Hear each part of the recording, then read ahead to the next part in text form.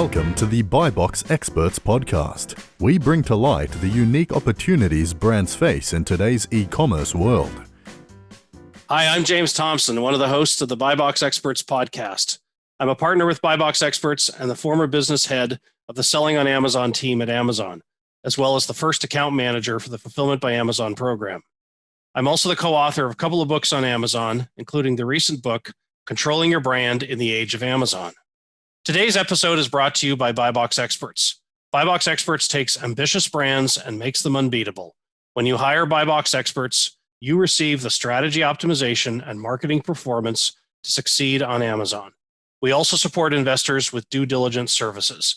Go to buyboxexperts.com to learn more. Before I introduce our guest today, I want to send a big shout out to the team at Disruptive Advertising. For off-Amazon advertising, Disruptive Advertising offers the highest level of service in the digital marketing industry. Focusing on driving traffic, converting traffic, and enterprise analytics, Disruptive helps their clients increase their bottom line month after month. Check out disruptiveadvertising.com to learn more. Our guest today on the BuyBox Experts podcast is Lesley Hansel, a partner with Riverbend Consulting, a firm that supports Amazon sellers with account reactivation and ASIN reinstatement. Her firm also provides detailed consulting services around operations and fulfillment. Lesley has run an Amazon 3P seller business herself for more than a decade and has previously been a marketing and public relations consultant. Lesley, welcome and thank you for joining us today on the BuyBox Experts podcast. Thank you so much for inviting me. I appreciate it. You get to see Amazon sellers in their absolute worst. When I think about Amazon sellers basically find a way of getting themselves in trouble with seller performance, whether they want to or not. So it's best for every Amazon 3P seller to know how to handle itself when dealing with seller performance. But given the lack of clarity that often accompanies Amazon's performance notices to sellers, there's a lot of confusion about how to, quote, behave when dealing with Amazon. So let's break down the problem at hand. Very broadly, how do you write a plan of action for Amazon? How do you think about that process of saying, Amazon has sent me a notice, I now have to respond in a way that's going to get Amazon's attention? So Amazon tells you very specifically the 3 areas that they want you to address in the plan of action. And then sometimes they ask for supporting documents as well. So things like invoices or a letter of authorization. So let's talk about each of those 3 areas. The first thing they ask is a root cause. Okay. They want to know why the bad thing happened. So whether it's a complaint for inauthentic or condition or a safety incident, whatever it is, why do you have this problem? They are not asking you to tell them that it's because someone complained or because the customer was wrong or because the Amazon warehouse did something bad. They are asking what your company can do better, you as the seller of record, why you have determined this thing happened. Okay. So you have to be very specific and you have to find a way to blame yourself, even if you really don't think you did anything wrong. Because we all know that there's returns mishandling at the warehouse, for example. Yep. Still not an excuse. So it can be a sourcing problem, a packaging problem. It can be something with your staff, something that wasn't handled well. It can be confusion over a version of a product. But there's probably something that happened. And even if it is that FBA issue, it could be that you did not have seals on a product in a way such that they might handle the returns better at the warehouse. So you have to go really deep. You have to turn off that part of yourself that wants to be defensive and really get to what that root cause might be. The second thing they're asking for is what you've done to solve the problem right now. Sometimes it's as simple as we've refunded these particular orders. We've apologized to these customers. These are the things we've done right now to solve the past incidents. Whatever it is that made us get this complaint, this is what we've done. Sometimes it's recalling some inventory, destroying some inventory, but it's the things you're doing right now that are reactive. That they want. But then the part that matters the most is section number 3, which is how do you prevent this from happening again in the future? So this is the proactive portion of the plan, and it's the part that the investigator cares about most. Okay. So you have to explain how you're going to prevent these complaints in the future. Now, you and I both know sometimes complaints are just complaints. Sometimes you have bad guys complaining about you, black hat tactics. Sometimes you just have disgruntled customers who want free stuff. Yep. Regardless, you've got to put a plan in place to prevent this from happening in the future. Be detailed, bullet points, to the point, no extraneous information at all, and explain exactly what you're going to do step by step by step. Think of it like you're writing a manual or an SOP, a standard operating procedure for your employees, and pretend that your employees have the IQ of a houseplant when you're writing this. Or that they're my 13-year-old son who works on my Amazon business. So when I give him instructions, they're very specific, right? Yep. Write it that way very simply so that anyone can understand. Okay, so you've documented these short-term and longer-term approaches to solving the problem. Well, I'm thinking about the complaining sellers who say, but I didn't do anything wrong. And so help me understand the kinds of things that often a seller can say that it's going to do that are meaningful. They may be small changes that the seller needs to make, and they may not necessarily solve the problems that Amazon's having itself. How do I mistake-proof Amazon's handling of my products? How do I mistake-proof a customer handling my products? You know, what are some of the techniques that you've seen sellers use successfully and avoid future problems? So one of my favorite strategies, especially for anything that is a consumable or topical, something where people are very sensitive about safety and making sure that something hasn't been touched by someone else, is to add some kind of a seal to an outer box. And you're really not doing that for the customer, you're doing it for the FBA returns handling personnel. Okay. This is also great with something that could be returned and put back in your inventory with something gross factor, like a coffee maker returned with coffee in it, or like a curling iron returned with hair in it, both problems that we have seen several times. So if you can put one of those clear round seals, but it says on it, if seal is broken, item is not new. Something similar to that wording, it's not for the customer, it's for the FBA handling folks. We have had a lot of plans of action accepted with that, where you're not saying FBA is a bunch of bad guys, but you're saying this is what we're going to do to help FBA better handle our returns in the future. Another huge issue that a lot of sellers don't realize is an issue is if something, the packaging has changed on the product and it's different from what is on the listing, that's a big deal. And it's a big deal to the customer because it can be confusing to them. So that is something that has an admission, and that you have to make sure that in the future you're going to list against the right thing. A lot of sellers don't see that as that they did anything wrong. And I'm not saying you did something wrong, you're selling the correct item, but there is a customer confusion problem there. It's confusion that you can help to address as the seller. Right. Yeah, okay. So exactly. Let's say you write the most beautiful plan of action, you submit it, goes to Amazon. Yes.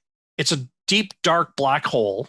How long should you expect to wait before you hear back from Amazon? Not to say that Amazon's going to say, yep, we approve, but how long just to hear back? So unfortunately, this is a range. And that range depends a lot on what the workflows and volumes are at Amazon at that moment. Okay. So they go through peak seasons just like sellers go through peak seasons. January is a peak season because they're doing enforcement from the holiday season, for example. They do catalog cleanup in usually like August, September, right? That's the peak season. So when things are going well at Amazon, if you're doing an appeal button appeal is what we call them, where you're clicking and you're filling in the boxes and it's for an ASIN, we're seeing responses right now in 2 to 3 days, which is awesome. I can tell you in the past, we've had queues as long as 2 and 3 weeks, though, to hear back the first time. Even if it's 2 or 3 days, and as a seller, you look at the situation, you say, I'm 99% not responsible for what's happened. Yes, I'm making changes to help mistake-proof the whole process for Amazon, but I'm losing sales as a result of what I think might be unfair. how do you coach your clients around dealing with the expectations of this delay and hence lost income that comes from that delay? Right. And a lot of our sellers are actually even more concerned about loss of bestseller rank and seeing their competitors creep Yep. up on them. Yep. Unfortunately, 2 to 3 days, if you're getting a response in 2 to 3 days, that's pretty good. And you're going to have to be patient and happy with that. And I wish there were a better answer. I feel like I'm spreading horrible news when I say these kinds of things, but you have to understand they do have a queue of work. It's not like there's someone there waiting for your individual appeal. So 2 or 3 days is reasonable and expected. What's really frustrating is when you wait the 2 or 3 days and you get something back where you can tell they haven't read it. So let's talk about that, because we see that situation a lot where they're asking for 3 or 4 things that are in the document you've just provided. Yes. So I've seen some sellers say, well, let me just resubmit what I just submitted. And hopefully a different person will see it in the queue, and then magically everything will solve itself. Mm-hmm. That process, you can submit again, you can change things a little bit. How do you think about this process of not only whether you submit the same content again, but how many times you can basically hit the same nail over the head the same way before saying, I need to change up the way I approach this problem? So there are 2 ways they can respond back to you, and the answer depends on that. Okay. Sometimes they come back and just ask for one specific thing, very specific, that was actually in there. Okay. And in that case, I don't have a problem writing back and saying, hi, thank you for your response. You asked for this, and call it out at the top. As we explained, yada, yada, yada. Below is my entire plan of action. Please reactivate this ASIN. So if they are very specific and you are already very specific and you know it's the right answer, got no problem doing that. And it works a lot of the time. If this is one of those, it's really obvious they didn't answer, especially if they respond back in like 20 minutes. So no one really read it. They're just clearing out their queue. A lot of these guys, they get too many emails in their queue. They're going to get in trouble. They haven't responded enough. They just, click reply, paste in this stupid response. It's annoying, right? Yep. But you also don't know if someone actually did read it and they thought you were totally off base. Which is it? So that's where you need a disinterested human to read your plan of action and see if it actually answered the question. So that can be someone else in your company. It can be a buddy. It can be a buddy that you explain the situation to. It can be a consultant. It can be, some guy that who's another seller on Amazon.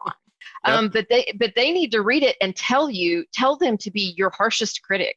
Did I actually answer this? Does this make sense? Right. Am I just covering something here? Does it sound shady? What's going on? You need someone who's not afraid to tell you you're full of it if you wrote something that is lousy, frankly. So, sorry. I'm sorry. Please go ahead, Lesley, please.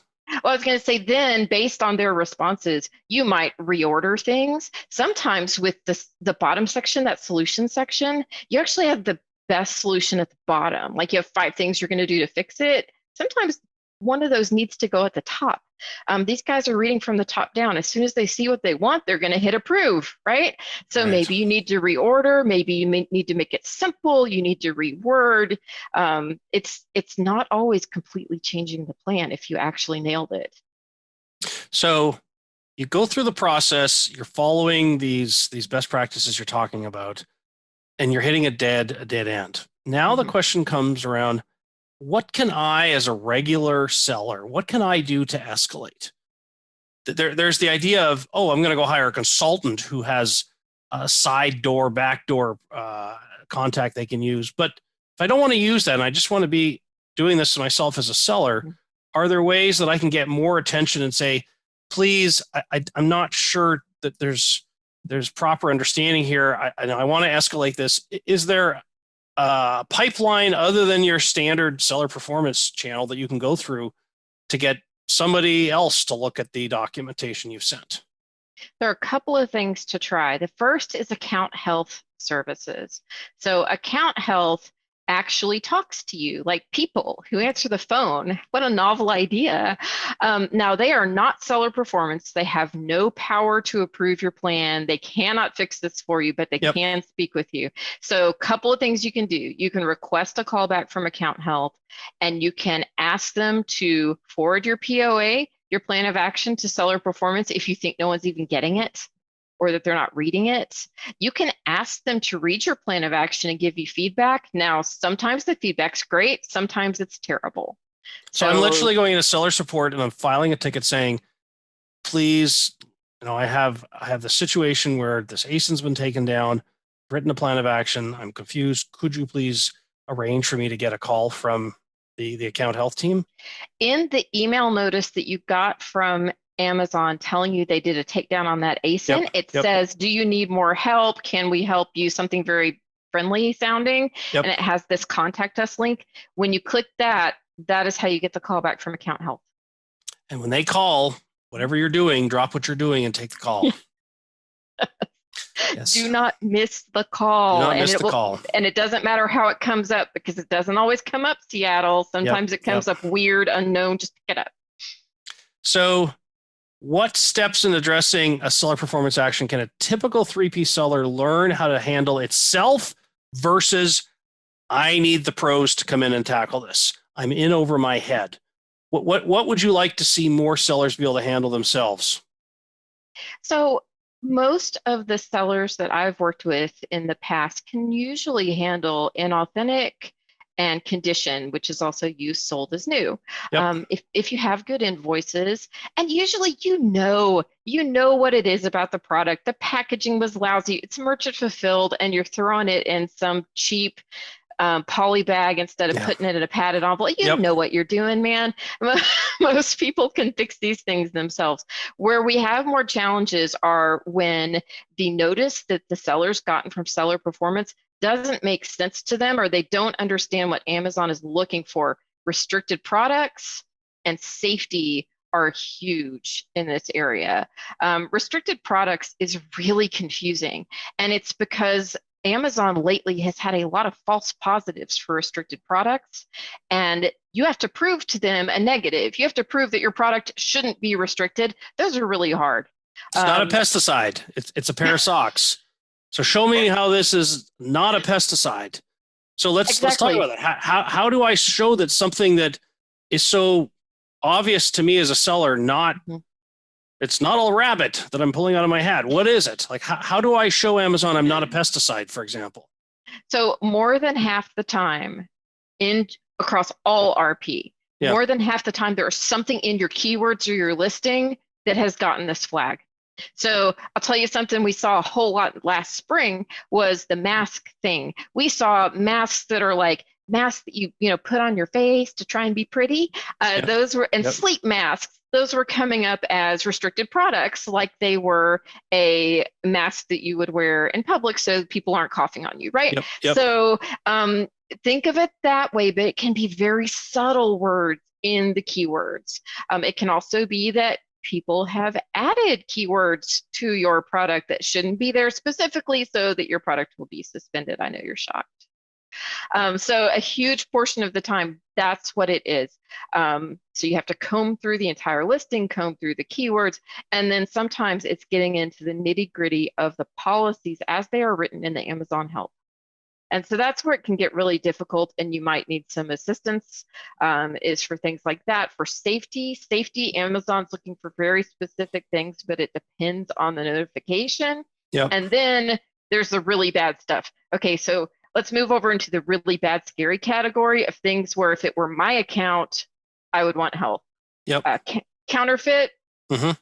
So anything that involves something that could be considered criminal, which counterfeit is. Even if it's not counterfeit, y'all, they're acting like it is. Anything that is code of conduct, because code of conduct, they can just block you forever and never read your appeals. If you get a code of conduct, you definitely need help. Platform manipulation and review manipulation kind of stuff. With those, it's really hard to know what they're asking for. They speak in code. I swear those notices are in code, and there's different versions of them that we send different stuff. And frankly, most sellers out there, if you say you did platform manipulation, they don't know what that means. So if you don't know what it means, you need to at least talk to somebody to get some more insight. Don't just start guessing, because frankly, the scarier it sounds, like platform manipulation or code of conduct, Yeah. really the scarier it is. Right. It's pretty toxic stuff, and you have to take it seriously. And if you've never been down that path before, talk to a specialist who knows how to deal with these, because he or she has seen these dozens of times this week with various other clients. Mm-hmm. So, in the spirit of I get some scary notifications as a seller, let's talk about, and I don't like to use this word very often, but what are some of the obviously stupid things that sellers can do to hurt their likelihood of being reinstated, when in fact it may not be an obvious mistake they're making, but they've done something that is definitely going to irritate Amazon, where it may not irritate retailers and other channels, but Amazon, oh my goodness, don't ever do this. And an inexperienced Amazon seller saying, I don't understand what's going on here. To tell me about some of your experiences there around some of these so-called stupid things, or things that sellers need to have tons of Amazon experience to know that they can never do without getting themselves in trouble. So I have a great one that I have an example for from last Friday. Okay. I had a prospective client I was talking to that they had gotten a warning for intellectual property violations. Okay. And they talked to seller support, and seller support told them to put up a new listing. That's called circumventing, and circumventing will get you blocked, which blocked, there's suspended, where we intend to reinstate you, and there's blocked, where we don't intend to reinstate you. So circumventing is huge. And unfortunately, people out there in the Amazon community at large and people at seller support will tell you, oh, just fix that listing by creating a new one. If you got a listing blocked for whatever reason it is, you have to fix that ASIN, that listing. You can't just go create a new one. So that's a really big one that people think they're doing nothing wrong, because they probably really didn't do anything wrong, right? They have no bad intent. They're not trying to circumvent, they're just trying to fix their problem. Another is when Amazon has come after you for something. We talked about this earlier. You have to say it's your fault. Even if it's in a really roundabout way, you've got to say, I take responsibility. This is how I'm going to fix it, because you're the seller of record. And you may not like it, but you've got to do it, or, you know, too bad. And then my last big point of preaching is fighting for products that you should drop. So sometimes there are repetitive issues with an ASIN and you can't fix them. I mean, you can fix them to a point, but they just keep happening. So for example, you could have an IP complaint where it's a very, very, very aggressive brand, and they just file complaint after complaint after complaint. Even if you've had a lawyer talk to them, it's just going to keep happening. At some point, you have to make a decision. My account is more important than this product, or you've got a product that customers misuse it, or they think it's fake and it's really not, and it just keeps happening. Your account is worth more than right fighting for that ASIN. I get it that you're a good guy, but you have to step back and say, what's really worth it here? And usually that one product isn't worth it. Sometimes the bad guys come after you and falsely accuse you of certain things, and they know how to play the Amazon system. Yeah. I can't tell you how many sellers have said to me, I know exactly who's coming after me. I'm sure. And I say, where's the evidence? Well, I just know it. Okay. Well, maybe you figured out that seller so-and-so or customer so-and-so who's leaving you these reviews, actually, they're this other person. I can see the connection and I can show you the connection. When should a seller be proactively, basically, I don't know if tattling is the right word, but basically turning in other sellers who are either doing harm to the seller's own listings or doing harm to the platform?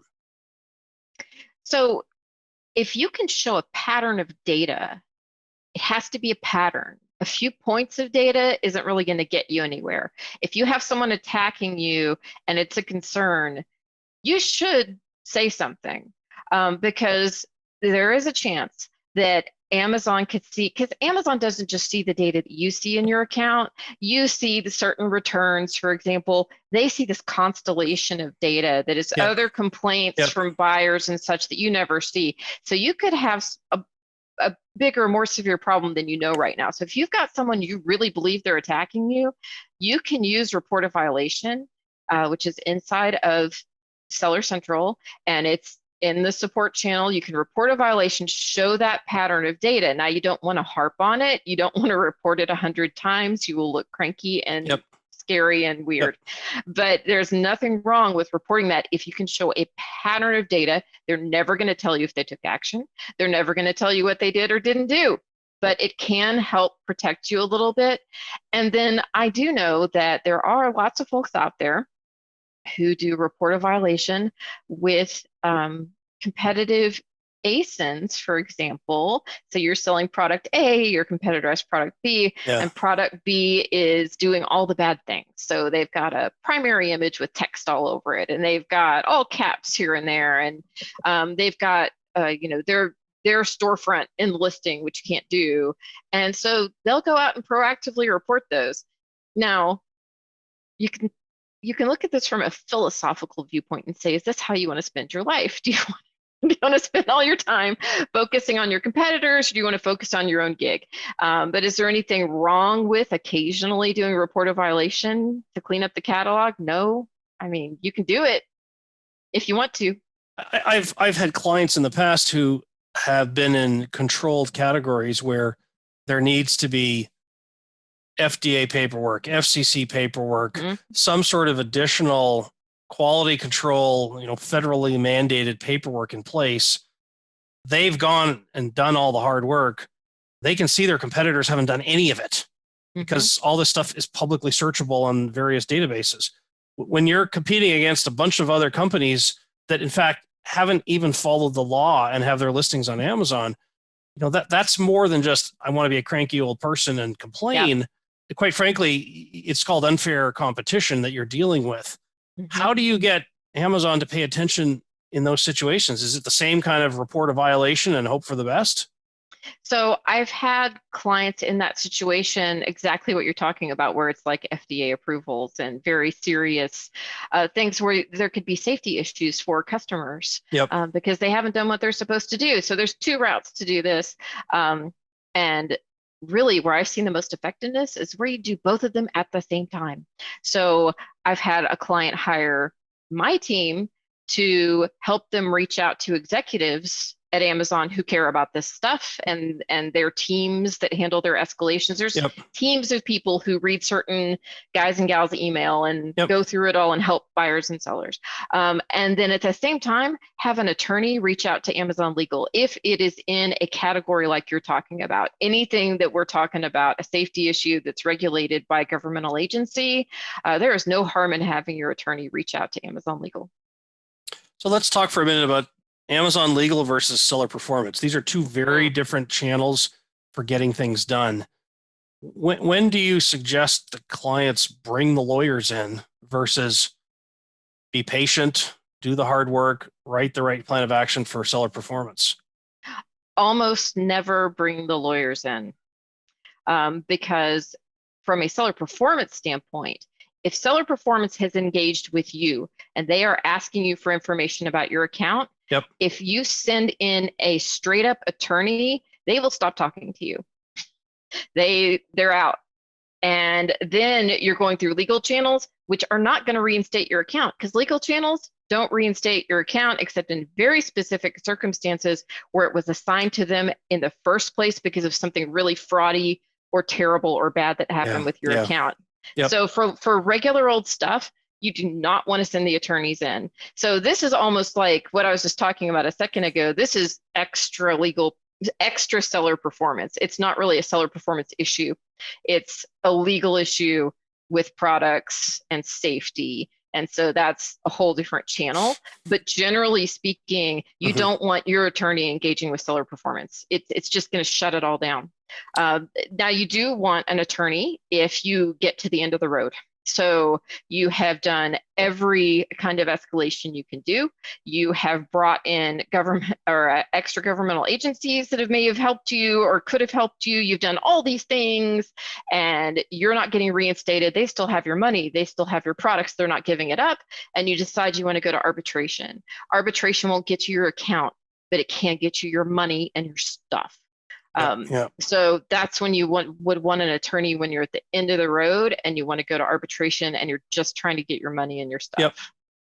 So everything we've talked about today is what do you do once you get yourself in trouble? Let's spend a minute and talk about what do you do to prevent yourself from getting in trouble? How do you audit your account? What should you be looking at? How often should you be looking at things? Take me through best practices you've seen sellers take there. That is a great question. So first of all, we've all seen the lovely account health scorecard that Amazon has put together, and they're adding to it all the time. Yep. Actually very helpful, because before, when everything was in email and in the performance notifications, it was easy to miss stuff. So now you can see these things pop up. I would have someone log into your account every single day and look and see if you have any performance notifications, of course, any email, any cases that have been opened. Some of these are coming through cases now, not performance notifications. And look at that scorecard. Look for anything you need to appeal. You're also going to want to check your stranded inventory. Some things, for some reason, don't show up in the scorecard or email, but your inventory's stranded, so you know you got a problem. And if that happens, you can reach out to seller support and say, what's up? And they'll tell you why and even send you the notice again sometimes. So I would look in that account every single day. But then my next favorite tactic is an ASIN by ASIN analysis of your account. And this is something people don't do because it's hard work, but it will improve your bottom line every single time. So we look at, for example, when we're doing an analysis on someone's account, we look at return reports and we look at voice of the customer. And we are looking for ASINs that have repetitive returns that are outside of what they should be based on the volume. So you don't want to assume something with a lot of returns is bad if it's your best seller, obviously. But we remove the return reasons that are for things like, I regret I bought this. Like I didn't really need it, or it wasn't delivered. Take all that stuff out. And then figure out your return rates for your top products. And a lot of times people will find that they have one or two products, or even a line, if they sell multiple lines of products, that's responsible for a massive number of their returns. Those are the things that are going to be ASINs that get suspended or get your account in trouble. But also, anyone who's sold on Amazon knows returns kill your profits super fast. You paid all these fees for them to fulfill the item. You don't get all those fees back. You only get a little of it back, a teeny bit back when there's a return. And then you might have to call it back to your own warehouse. There's just all kinds of mess that goes with this. So if you can get your returns rate down, it's better for your account performance, health-wise and money-wise. So what I like to have clients do is you look for that one ASIN that's the biggest problem, and you work on that ASIN. You have people in your company figure out, what's the deal with that ASIN? Do we need to improve the packaging? Is there a problem with the listing? Whatever it is, and fix it and work through those ASINs one by one. It's amazing what it can do. And sometimes you find out you don't want to sell that thing after all.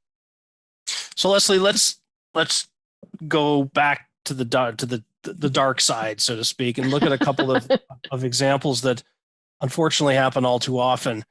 An ASIN suspended because of a complaint about selling used product when it should have been new condition product. What do you do? Let's assume this is FBA product. It's been sold. The customer's complained it's used. Now what? Take me through the standard evaluation process. Okay, so the first thing you want to look at is any data that you can find in the account related to that product. You're going to look at your returns report. You're going to sort it by ASIN and read any feedback that you receive in that returns report about that ASIN. You're going to look at voice of the customer, any feedback you can find there. And then finally, look through if it's your own product. And sometimes even if it's something a lot of people are selling, you're going to look through the reviews and look through your store feedback, because people will send product specific information sometimes through those, or complain about an experience through those. Look at all the data you can find to try and piece together and see if there's something that you're not seeing, that you made the assumption there's nothing wrong with the product, right? So an example, once I had a seller who sold Nike, and he had all these problems with this one ASIN, and he went through all the feedback, and lo and behold, it said too small on every single one. So it wasn't true to size for that brand, and people know what they're supposed to wear in that brand, and for some reason this product or this line didn't work, right? So you never know what you're going to find. You look through, see what you can figure out. You could find out the packaging is opening in transit. You could find out Amazon's throwing it in a padded envelope when it should have gone in a Yep. box. That's Yep. my favorite. Yep. And you sold as new also can sometimes be expiration dates. It can fall under safety. It can be under condition. It can be all these places. So you've got to try and do the homework to see from Amazon's viewpoint, not yours, what the real problem might be. So that's where you start. So you raised an interesting one where Amazon's not using the right packaging for your product and everything's arriving damaged. What do you do? How do you get Amazon to change the packaging? There's an appeal for that. And it works about half the time if you're lucky. Okay, half the time's better than not. So you can send a case to the FBA team through seller support. There's no direct reach out to the FBA team. So you send a case through seller support and you say, please direct this to the FBA team. And then you have to make a case for why they need to change the product prep in the warehouse for that product. So a lot of times you need to show from the returns report, it'll say damaged in such a way that you can try and make the case that it's being damaged in transport, and you have to show how you've prepped it, right? So when I sent it to you, it was case packed and it was beautiful and you're receiving it with no problems. And then when you're shipping it out, the damage rate is this high. And man, I mean, I've seen them send out like those really giant candles, big candles that are heavy in a glass bottle in padded envelopes. So sometimes, so sometimes you've really got to make that argument and tell them it's in a box, but that's not enough. And sometimes it works, and sometimes we escalate those through the executive chain to try and get them to work, believe it or not. So let's look at one other case. I'm a seller. I have done 10,000 unit sales on a particular SKU in the last year, and lo and behold, I have like 3 complaints, but they're all about some similar aspect. Even though you had 9,997 customers who were just fine with your product, 3 complaints can result in your whole listing being taken down.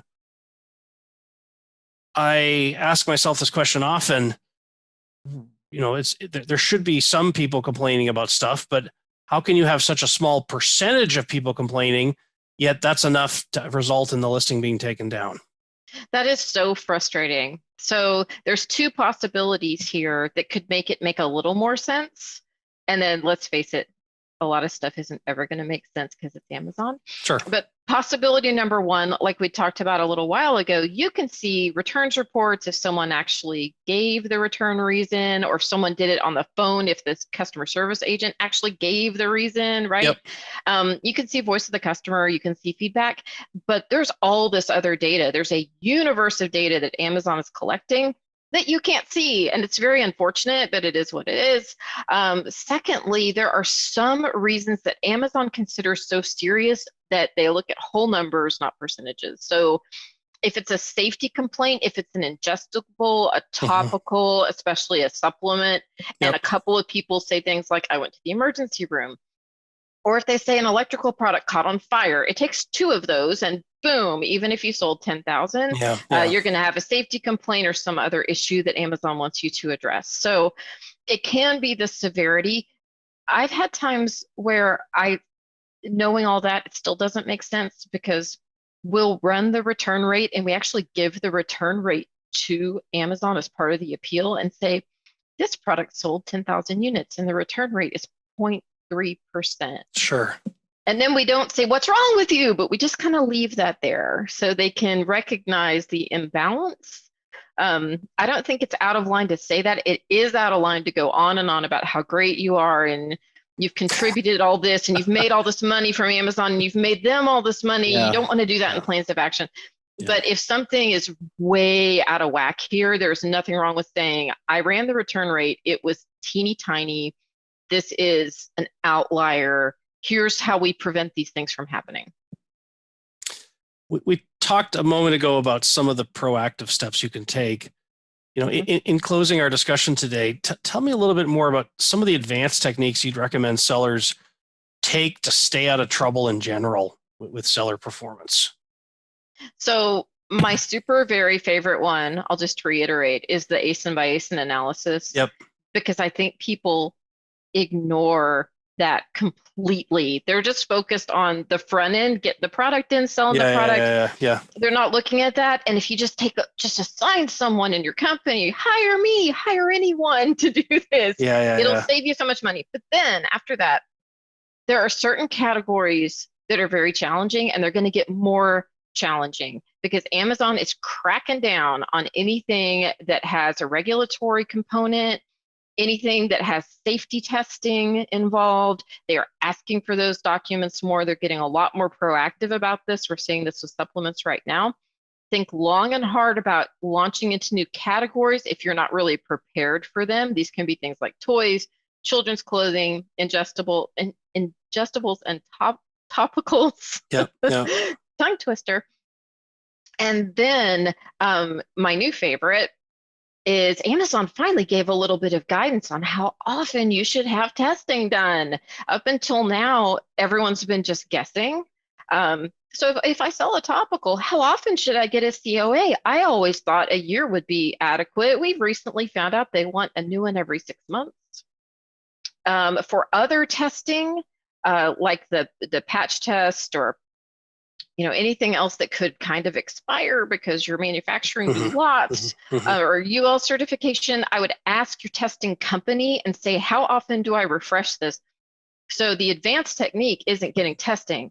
It's putting yourself on a regimen to refresh and update your testing and actually have it in a filing cabinet so that when they ask for it, you're not freaking out and having to get a UL test that's going to take 4 weeks. And then you do like one of my crazy clients and falsify a UL test and get your whole account taken down because you're panicked and you can't imagine being down for a month, right? Being super proactive on that testing is huge. And I think that's like the next big wave of what's going to separate the men from the boys on Amazon. Lesley, I want to thank you today for this masterclass on keeping your account in good standings. For those of you interested in learning more about Riverbend Consulting, please visit riverbendconsulting.com. And now to finish today's podcast, I'd like to share some final thoughts. For third-party sellers to be successful on Amazon, a critical lever will be soliciting feedback from customers. We at BuyBox Experts are really big fans of the team at Ecom Engine and its tools that help Amazon sellers to simplify the process of messaging customers of Amazon orders. To learn more, go to ecomengine.com. And with that, I want to thank you for listening today, and I look forward to joining you next time on the BuyBox Experts podcast. Thanks for listening to the BuyBox Experts podcast. Be sure to click subscribe, check us out on the web, and we'll see you next time.